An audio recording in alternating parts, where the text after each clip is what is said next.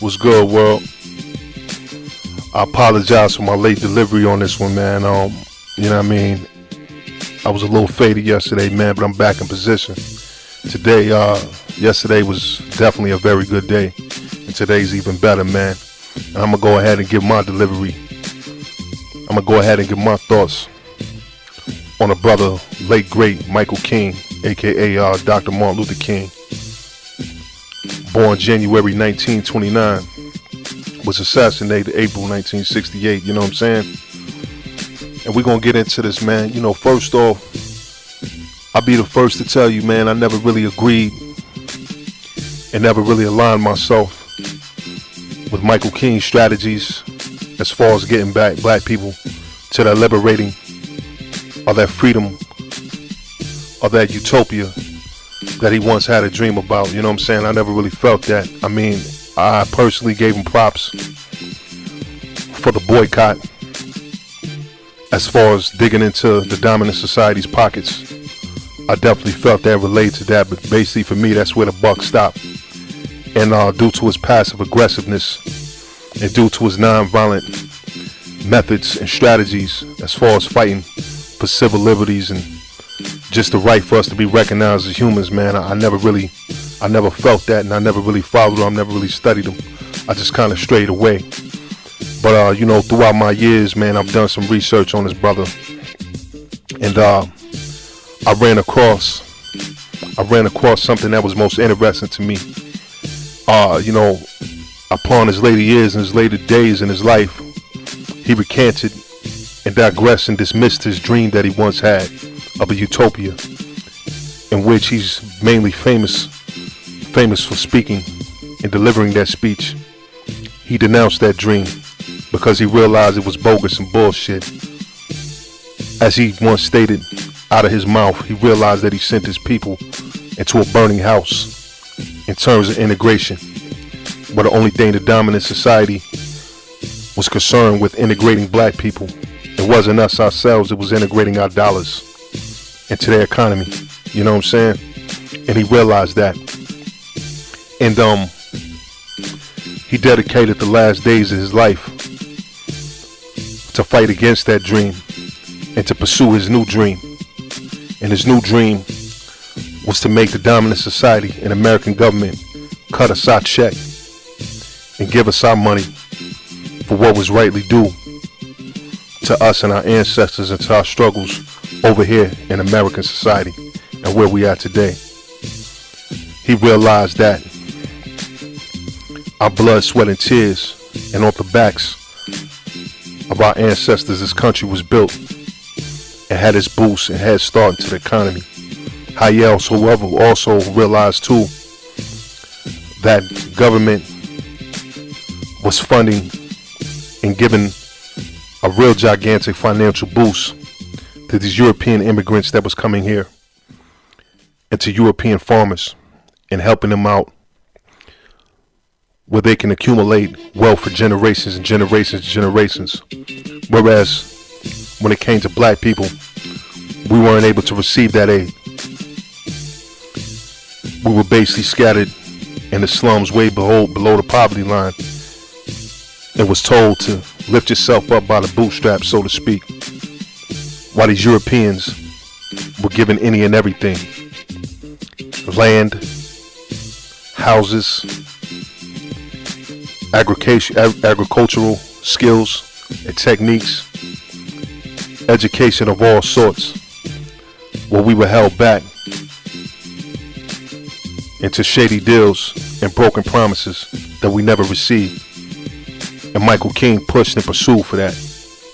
And what else I found interesting, in 1999, the King family launched a lawsuit into the wrongful death and wrongful murder of Michael King, in which, in the trial, it came out that the federal government, FBI, CIA, and other agencies had a role in the hand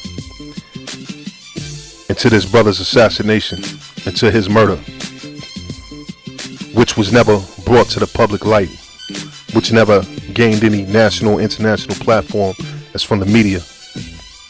Yes, the government killed Martin Luther King.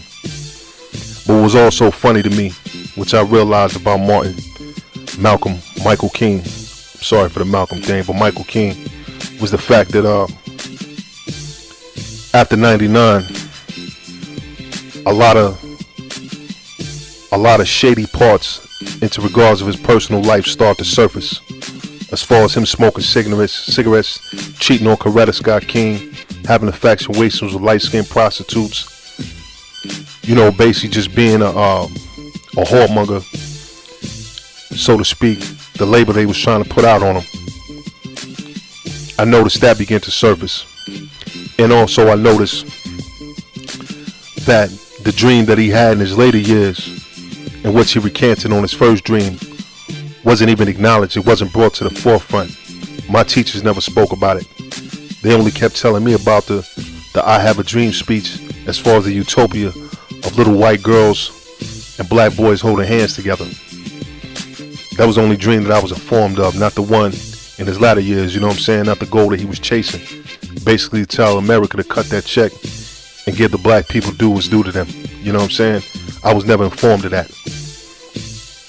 But it's amazing and it's very interesting that was cast aside, and the same government that murdered him actually gave him a national holiday on his birthday.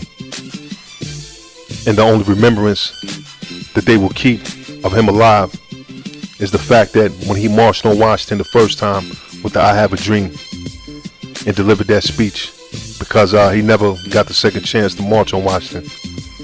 He was assassinated. And that march he was planning, he was going to demand the government give him a check, you know what I'm saying? But his image that's being propped up is also interesting, because we all know the homosexual that was in his ear, Byron Rusted, who was integral in teaching him how to be passive aggressive, tell him to put his guns away, tell him not to fight, and just take the abuse. And that's how you get civil liberties and freedom. That's being propped up. And very rarely do you hear about the fact that Michael King denounced that dream a long time ago in his latter years and latter days, and what his vision that he was striving for lined up with the ideals of Malcolm X and Huey P. Newton, in which he realized that as a black group of people on our land of Aborigines, of Aboriginal people, that he wanted that check, and that the capital was due to us, and he was assassinated and killed for that. But I tip my hat off and I salute him, and I will celebrate his birthday from the years on coming, because I recognize who he is. And in my book, he goes down as a revolutionary. You know what I'm saying? Don't be fooled by individuals who bash his brother in his past life into regards of what he was doing before he had a form of shift in consciousness and realized what the fight for freedom and justice was really about. When he realized that integration wasn't an integration of people for humanity, it was an integration of dollars into the dominant society's economy. When he realized that the American government basically been fucking us over ever since they came over here, period, you know what I'm saying, and took our land, in which he realized that. He saw the ins and outs, he saw the hand behind the curtain, and he spoke up about it, and he went up against that machine, which ultimately cost him his life.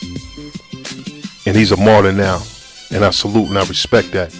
This is No Face the Rambler, and I appreciate you for tuning in, man. Peace.